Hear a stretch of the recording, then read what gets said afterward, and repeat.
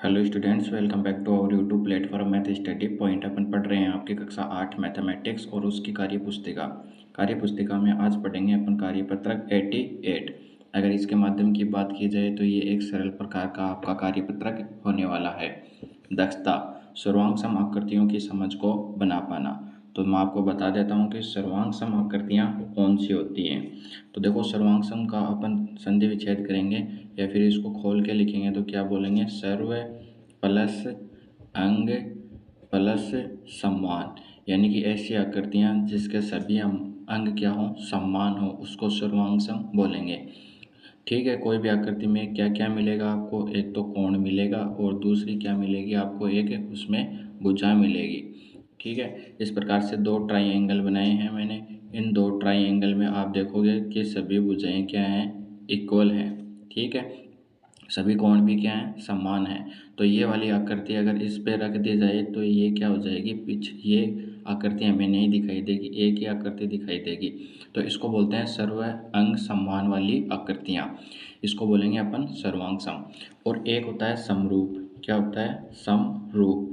इसमें आकृतियाँ आपको समान तो दिखाई देंगी लेकिन छोटी बड़ी हो सकती हैं, भुजाएं छोटी हो सकती हैं, कोण छोटे हो सकते हैं, बड़े हो सकते हैं। तो समरूप और सर्वांग सम में इतना ही डिफरेंस है। इसमें सभी अंग समान होंगे, यानी कि भुजा और कोण सभी समान होंगे। इसमें आपको छोटे बड़े दिखाई दे सकते हैं। बस इतना ही आपको क्या करना है, ध्यान रखना है। अब बात की जाए पहले प्रश्न की, तो नीचे दी गई सारणी को निर्देश के अनुसार पूरा कीजिए। आकृतियाँ दी गई हैं अपन को। इसमें पूछा है क्या दोनों आकृतियाँ दिखने में समान है, हाँ या नहीं। क्या दोनों आकृतियाँ एक दूसरे को ढक सकती हैं, हाँ या नहीं। आकृतियों में संबंध सर्वांग सम का है या समरूप का है या फिर असमान है। तो देखो, अपन ने पढ़ लिया है, अपन अच्छे से इनको डिफाइन कर सकते हैं। ये अपने पास दो आकृतियाँ हैं, तो देखो एक आकृति दूसरी आकृति पे ढक सकती है, दूसरी आकृति को ढक सकती है, यानी कि इसकी भुजाएं और कोण क्या हैं, समान हैं। क्या दोनों आकृतियां दिखने में समान हैं, हाँ दोनों आकृतियां क्या हैं, दिखने में समान हैं। क्या दोनों आकृतियां एक दूसरे को ढक सकती हैं, तो हाँ दोनों एक दूसरे को ढक सकते हैं, ये इसके ऊपर आ जाएगी, अपन को एक ही आकृति दिखेगी। अब मैंने बोला था जिसके सभी अंग समान हैं, यानी कि कोण एवं भुजाएं समान हैं, तो आकृतियों में संबंध सर्वांग सम का है, समरूप का है या असमान का है। तो सर्वांग सम का क्या हो जाएगा, इसमें वो हो जाएगा, संबंध हो जाएगा। इसी प्रकार से देखो, 2 नंबर आकृति में दो ट्राइंगल दिए गए हैं। ठीक है, ये ट्राइंगल इस प्रकार से और ये इधर से दिया गया है, तो दोनों अपन को क्या दिखाई दे रहे हैं, समान दिखाई दे रहे हैं। तो अपन लिख देंगे कि दोनों क्या हैं, समान हैं। क्या दोनों आकृतियाँ एक दूसरे को ढक लेंगी, तो हाँ बिल्कुल, एक दूसरे पे आच्छादित हो जाएंगी, यानी कि ये आकृति इस पे रखी जाएगी पूरी पूरी। तो इनमें संबंध क्या हो गया, सर्वांग सम का हो गया। किसका, सर्वांग समता का क्या हो गया, संबंध हो गया। ठीक है, और फिर थर्ड वाला पढ़ेंगे। थर्ड वाले में भी क्या है, ये थोड़ा सा क्या दे रखा है अपन को, इसके जैसी ये आकृति है बट ये थोड़ी सी घुमा के दे रखी है। तो इसको इस पे आच्छादित कर सकते हैं क्या, तो हाँ बिल्कुल कर सकते हैं। जब इसको घुमाएंगे, इसके ऊपर रखेंगे तो ये आ जाएगी।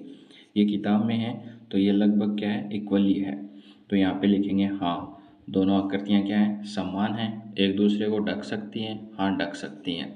दोनों में रूल क्या फॉलो होगा, सर्वांग समता का ये रूल क्या होगा, फॉलो होने वाला है। तो इस प्रकार से अपन पहला क्वेश्चन अपन ने कंप्लीट कर लिया है। इसके अंदर अपन को सर्वांग समता के बारे में जानना था, अपन ने जान लिया है। अब पढ़ेंगे अपन क्वेश्चन नंबर 2। क्वेश्चन नंबर 2 देखो क्या फाइंड आउट करने के लिए बोल रहा है अपन से कि नीचे दिए गए समूह की आकृति, मतलब कि एक की आकृति को समूह 2 की आकृति पूर्णतः ढक लेगी, उस पे गोला लगाइए।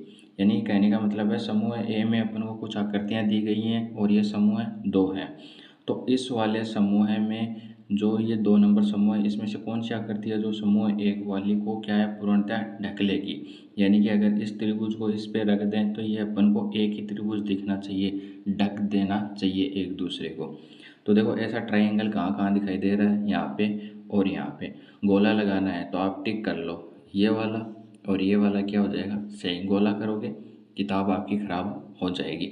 इसने ये कहा है कि गोला लगाइए, लेकिन आपको गोला नहीं लगाना, आप ऐसे टिक कर लेना, आप समझ जाओगे। दूसरा है अपना, दूसरा देखो अपन को एक स्टार दे रखा है, ठीक है। अब ऐसे स्टार इसके अंदर अपन को चूज करने हैं, देखने हैं कि ये इस पे पूरे पूरे ढके जा सकते हैं क्या। तो देखो इसमें कितने, एक दो तीन चार पाँच, पाँच हैं। तो एक दो तीन चार पाँच, तो ये क्या हो जाएगा अपना करेक्ट आंसर हो जाएगा। इसके अंदर देखें तो एक दो तीन चार पाँच छः, ये गलत हो जाएगा अपना। इसको फाइंड आउट करें तो एक दो तीन चार पाँच, ये क्या हो जाएगा अपना करेक्ट हो जाएगा। तो ये वाली आकृति इन दोनों के द्वारा छुप सकती है। आगे बात समझ में, सिंपल सी बात है कि इसके जैसा सेम टू सेम अपन को ढूंढना था और वो इन दो आकृतियों में मिल गया। अब लास्ट और फाइनल क्वेश्चन बचा है अपना, इस प्रकार की आकृति है। तो इस प्रकार की आकृति इन तीनों में से कौन सी है, ये वाली है। कौन सी है, ये वाली है।